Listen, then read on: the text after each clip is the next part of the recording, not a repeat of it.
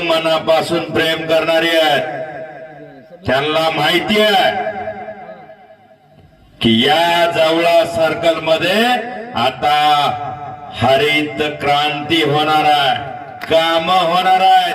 त्यांच्या हक्काचा, त्यांचा विश्वासाचा माणूस त्यांनी निवडलाय म्हणून एवढे ऐकायला आले.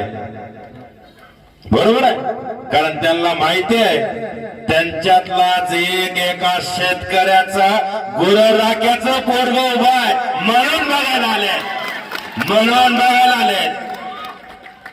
कारण सगळ्या गोष्टीची मनापासून नाना वाट बघत होतो. ज्यानं उभा केलं त्याला बिघडवता येतं, पण बिघडवणारी अवलाद ही नाही. संयम ठेवून वागलो, सगळ्यांची मन मिळवून वागलो, पण उपकाराची फेड अपकार न करणाऱ्या अवलादींना सांगतो, बाबांनो आता हिशोबात राहावा. येणाऱ्या 7 तारखेला ही जनता तुमची जागा तुम्हाला दाखवल्याशिवाय राहणार नाही.